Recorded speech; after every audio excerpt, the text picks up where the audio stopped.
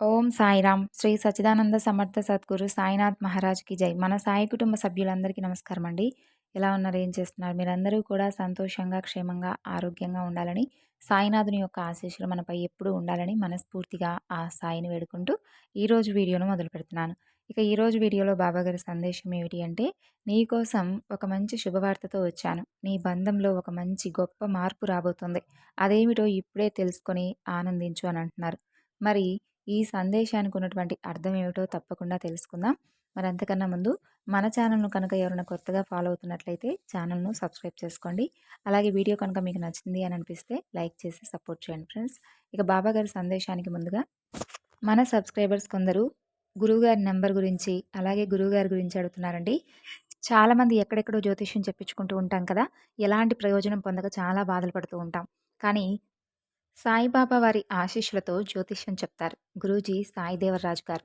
ఉన్నది ఉన్నట్లుగా మన గురించి, మనం ఎదుర్కొంటున్నటువంటి సమస్యల గురించి, వాటి పరిష్కారాల గురించి చక్కని పరిష్కారం చెబుతారు. వారి ఫోన్ నెంబర్ వచ్చేసి 9618186025. ఎలాంటి సమస్య ఉన్నా, అంటే ఒక్కొక్కరికి ఒక్కొక్క సమస్య ఉంటుంది కాబట్టి ప్రేమ, పెళ్లి, ఉద్యోగం, ఆరోగ్యం, ఇలా ఎవరికి సమస్య అంటే ఏ సమస్యకు తగినటువంటి పరిష్కారం ఖచ్చితంగా మీకు దొరకాలి అంటే ఇక్కడ స్క్రీన్ మీద కనిపిస్తున్నటువంటి నెంబర్కు కాల్ చేసి మీ సమస్య ఏమిటి, అందుకు పరిష్కారం ఏమిటో తెలుసుకోండి. పూజల రూపంలో కానీ, పరిహార రూపంగా కానీ మంచి పరిష్కారం అయితే చెప్తారు. చాలా నమ్మకమైనటువంటి గురువుగారు. ఒక్కసారి ప్రయత్నించి చూడండి. ఇక బాబాగారి సందేశం గురించి తెలుసుకుందాం. ఈరోజు ఒక మంచి శుభవార్తతో వచ్చాను. నీ బంధం నీకు దగ్గరవ్వబోతుంది. ఈ మంచి శుభవార్త నీకు చెప్పాలని ఈ సాయిని ఎంతో ఆరాటపడుతూ మరీ వచ్చాను. మరి నా మాటలను వినేందుకు నువ్వు సిద్ధంగా ఉన్నావు కదూ! ఏం చెయ్యాలో తెలియక అయోమయంలో, అర్థం కానటువంటి పరిస్థితిలో నువ్వెలా ఉన్నావో, నీ పరిస్థితి ఏమిటో నాకంతా తెలుసు. ఇక నా వల్ల కావడం లేదు బాబా. నేను ఈ పరీక్షల్లో ఓడిపోయాను. నువ్వే నెగ్గావు. ఈ జీవితపు పరీక్షలో, కాలం పెట్టేటటువంటి పరీక్షలో నన్ను ఎలాగైనా సరే ఓడించావు కదా బాబా! ఇక భరించేటటువంటి ఓపిక కానీ, తట్టుకునేటటువంటి శక్తి కానీ, ఇవి రెండూ కూడా నాలో లేవు. కోల్పోయాను. నాపై ఇకనైనా దయ ఉంచి, ఈ కష్టాల ఊబి నుండి నాకు ఉపశమనం కల్పిస్తావా లేదా? నిన్నే కదా నేను నమ్ముకున్నాను. నాకు నువ్వు కూడా ఇలాంటి పరిస్థితుల్లో ఒక్కడిని చేసి ఎలా వదిలేయాలనిపించింది బాబా! ఇక నాకు ఎవ్వరూ కూడా దిక్కులేరు. అందరూ ఉన్నా కూడా అనాథలాగే కదా నేను జీవిస్తున్నాను. నా మనసులో ఉండేటటువంటి ఎన్నో భీకరమైన ఆందోళనలు, భయాలు, బాధలు ఎవరికీ చెప్పుకోలేక నాలో నేనే ఎంత సతమతమవుతూ ఉన్నానో నీకు తెలుసు కదా! నీకు తప్ప మరెవ్వరికీ కూడా తెలియదు. ఎందుకంటే నన్ను పూర్తిగా అర్థం చేసుకునేవారు ఎవరైనా ఉన్నారా అంటే అది కేవలం నా సాయి మాత్రమే అని నేను ఎన్నోసార్లు అనుకుంటూ ఉంటాను. కానీ నువ్వు కూడా నన్ను ఏమాత్రం పట్టించుకోకుండా ఇలా ఒక్కడినే చేసి ఒంటరిగా వదిలివేశావు బాబా. ఏ క్షణంలోనైనా సరే నిన్ను కూడా నేను కోల్పోతానేమోనని నేనెంత బాధపడ్డానో తెలుసా? నన్ను, నా బాధను నువ్వు తప్ప ఇక ఎవరూ అర్థం చేసుకోరు అని అనుకున్నాను. కానీ అదంతా కూడా నీ పిచ్చి భ్రమ అన్నట్లుగా నన్ను ఒంటరి చేశావు. చూడు బిడ్డా, విధిరాతను సైతం ఎదిరించే శక్తి నువ్వు చేసినటువంటి కొన్ని పనులపై ఆధారపడి ఉంటుంది కదా! మంచి పనులు చేస్తే నీ విధిరాత ఎలా ఉన్నప్పటికీ కూడా ఏదో ఒక రోజు నీకంతా కూడా మంచే జరుగుతుంది. కానీ చెడు పనులు చేసుకుంటూ పోతే నీ విధిరాత ఎంత గొప్పగా ఉన్నప్పటికీ అది ఏదో ఒకనాడు పతనం అవ్వక తప్పదు. అందుకే విధిరాత కంటే కర్మఫలం చాలా గొప్పది అని ఎన్నోసార్లు చెప్పాను. ఇన్ని రోజులు ఎంతో సంతోషంగా నీ బంధంతో కలిసిమెలిసి ఉంటూ ప్రతి పనిలోనూ అతని వెనుక అండగా, ఆమె వెంట అండగా తోడుగా నీ బాధ్యతను నువ్వు చాలా గొప్పగా నిర్వర్తించావు. అయితే కొన్ని అనుమానాల వలన మీ జీవితాన్ని చూసారా ఏ విధంగా కోల్పోయారు? ఎలాంటి పరిస్థితిని మీకు మీరుగా తెచ్చుకున్నారో? ఒక్క మాట చెబుతాను, గుర్తుంచుకోండి. తొందరపడి ఎప్పుడూ కూడా ఎవరిని పూర్తిగా తెలుసుకోకుండా వారిని నిందించకూడదు. అన్న మాటను నువ్వు వెనక్కి తీసుకోకూడదు. మంచి మాటను తీసుకోలేవు కదా! మంచి మనుషులను, నీకెంతో దగ్గరైనటువంటి నీ బంధాన్ని అనుమానం అనేటటువంటి ఒక పెనుభూతంతో నీ మాటలతో వారిని ఎంతగా హింసించావో ఒక్కసారి గుర్తు చేసుకో. అలా హింసించే కదా నీ బంధాన్ని కోల్పోయావు. అంటే నువ్వు చెడ్డవారితో స్నేహం చేస్తూ వారు చెప్పే ప్రతి విషపు మాటను నీలో నింపుకున్నావు. అలా నింపుకొని చివరికి ఏం సాధించావు చెప్పు? అదే ఒక పెద్ద అగాధంలో పడేలా నీకు నువ్వుగా సృష్టించుకున్నావు.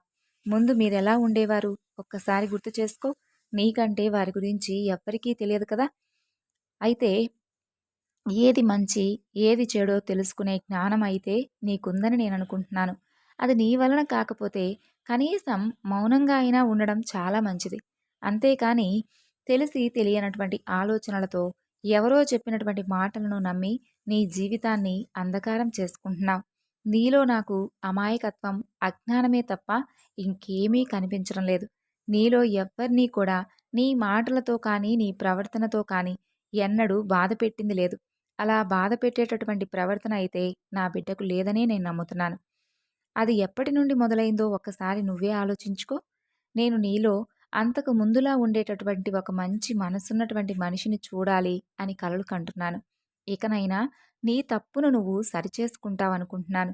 నీ మనసులో ఉన్నటువంటి రహస్యాలు కానీ, నువ్వు పడేటటువంటి బాధ కానీ, ఈ బాబాకు తెలియక ఎవరికి తెలుస్తుంది చెప్పు? నేనెప్పుడూ నిన్ను ఒంటరిగా విడిచిపెట్టలేదు. అదంతా కేవలం నువ్వు భ్రమపడుతున్నావు. నిన్ను నేను ఎందుకు ఒంటరిగా విడిచిపెడతాను? నేనలా నిన్ను ఒంటరిగా విడిచిపెట్టి ఉంటే నువ్వు ఈ రోజుటి వరకు ఇలా ఉండగలవా? అసలు ఏ మాత్రం ఎత్తడానికి కూడా వీలు లేనంత బరువైనటువంటి రాళ్ళను నీ హృదయంలో నింపుకున్నావని నాకు తెలుసు. ఏ బాధనైతే నువ్వు అనుభవిస్తున్నావో అది అందరికీ కూడా తెలియకపోవచ్చు. కానీ నీ బాబాకు కూడా తెలియదు అని అనుకున్నావు చూడు, అది నీ పిచ్చి అమాయకత్వమే. ఎవరో చెప్పినటువంటి చెడు మాటలను విన్నావు. అలా వినడం వలన ఎంత నష్టం జరిగిందో ఇప్పటికైనా అర్థమైందా? చివరికి నీకు అర్థమైంది ఏమిటి? చెప్పిన వారు నీ జీవితాన్ని మరలా మునుపటి సంతోషాన్ని, అలాగే మీ బంధాన్ని మీకు తెచ్చివ్వగలరా? నీ బంధాన్ని నీకు దగ్గరయ్యేలా చేయగలరా? అలాంటి వారి మాటలు వినడం వలన చాలా ప్రమాదం.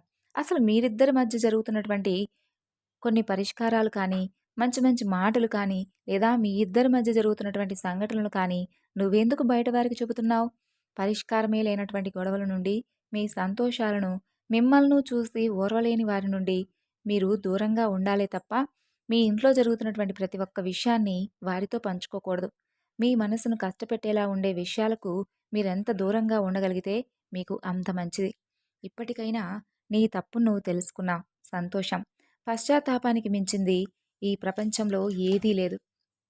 అలాగే వారే ముందు వచ్చి నాకు క్షమాపణ చెప్పాలి. వారే నాతో ముందుగా మాట్లాడాలి అనేటటువంటి ఈ ఒక్క స్వార్థాన్ని కూడా నువ్వు ఒక్కసారి విడిచిపెడితే తప్పకుండా నువ్వు వారిని కోల్పోయాను అనేటటువంటి బాధను అస్సలు నీ మనసులో లేకుండా చేస్తాను.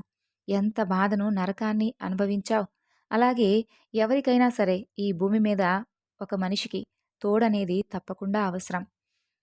నీ పట్ల ఎదుటివారు కూడా అంతే గౌరవమైనటువంటి భావంతో, గంపెడంత ప్రేమతో నీకోసం ఎదురు చూస్తూ ఉన్నారు. నీ ప్రేమపూర్వకమైనటువంటి ఒక్క పిలుపు కోసం వారు కూడా పరితపిస్తూ ఉన్నారు. ఈ చిన్నపాటి జీవితంలో మీకున్నటువంటి సంతోషాలను కేవలం ఒక చిన్న అనుమానం అనేటటువంటి భూతాన్ని చేర్చి మీ జీవితాన్ని తలకిందులుగా చేసుకోకండి. అలాగే మీ ఇద్దరి మధ్య మూడో వ్యక్తికి అసలు ఏమాత్రం కూడా అసలు స్థానం కల్పించకండి. మీ ఇంట్లో జరుగుతున్నటువంటి ప్రతి విషయాన్ని, సంతోషాన్ని, బాధను ఇలా ఏదైనా సరే కేవలం మీ ఇంటి వరకే పరిమితం చేయండి. అంతే తప్ప నలుగురికి పంచుకునేటటువంటి విషయాలను నలుగురితోనే పంచుకోండి. కానీ మీ ఇంట్లో జరిగేటటువంటి ప్రతి గొడవను కూడా బయట వారితో చర్చించుకోకండి. ఎవరు ఎలాంటి మనస్తత్వంతో ఉంటారో ఎవరికీ తెలియదు. కానీ పైకి మాత్రం ప్రతి ఒక్కరూ కూడా మనతో సంతోషంగానే మాట్లాడతారు. మనతో ప్రతి ఒక్కరూ కూడా నటిస్తూ ఉన్నట్లుగానే ఉంటారు. కానీ ఎవరు మంచి, ఎవరు చెడు అనేది మనకసలు ఏమాత్రం అర్థం కాదు. మనం నిండా మునిగిన తర్వాత కానీ ఎవరేంటో తెలుసుకోలేం. అప్పుడు చేసేదేమీ లేక బాధపడటం తప్ప ఏదీ మిగలదు. ఏ విధంగా గోదావరి నది తనను చేరినటువంటి వర్షపు జలాలను సముద్రానికి చేరుస్తుందో, అదే విధంగా నేను కూడా నా భక్తుల కష్టసుఖాలను, వారి ప్రతి ప్రార్థనలను, పూజలను స్వీకరిస్తూనే ఉంటాను. మిమ్మల్ని ఎల్లవేళలా కాపాడుకుంటూ వస్తాను. మిమ్మల్ని ఎట్టి పరిస్థితుల్లోనూ ఒంటరిగా చేసి మిమ్మల్ని చూసి సంతోషపడేటటువంటి మానవుణ్ణి కాదు. ఈ సాయి మీకు మీరుగా అనుకుంటున్నటువంటి గురువు అయితేనేమి, లేదా గొప్ప దైవం అయితేనేమి, నువ్వు నాకు ఏ స్థానం కల్పించినా కూడా అదే స్థానంలో నాకు నేను నా కర్తవ్యాన్ని మంచిగానే చేస్తున్నాను. నీ తరపున ఆ భగవంతుడికి చేర్చేటటువంటి బాధ్యత తీసుకున్నాను. కాబట్టే ఈ రోజుటి వరకు నువ్వు ఇలా ఆనందంగా, సంతోషంగా ఉన్నావు. ఇప్పటికైనా నీ తప్పును తెలుసుకున్నావుగా, నీ బంధాన్ని స్వాగతించు. తప్పకుండా మీ బంధంలో మంచి మార్పు వస్తుంది. మునుపటిలా మీ జీవితాన్ని హాయిగా సాగించండి. ఎప్పుడూ కూడా ఎవరి మాటలు వినకండి. అనుమానం అనేటటువంటి భూతాన్ని పక్కన పెట్టేయండి. ఉన్నపాటి ఈ జీవితాన్ని సంతోషంగా గడపండి. సో, విన్నారు కదండీ బాబాగారి సందేశం. ఈ సందేశం మీ అందరికీ కూడా నచ్చింది అనుకుంటున్నాను. నచ్చితే తప్పకుండా మరికొంతమందికి షేర్ చేయండి. మరొక చక్కని బాబాగారి సందేశం మరలా కలుసుకుందాం. అంతవరకు నమస్కారం. ఓం సాయిరాం. సర్వే జనా సుఖినో భవంతు.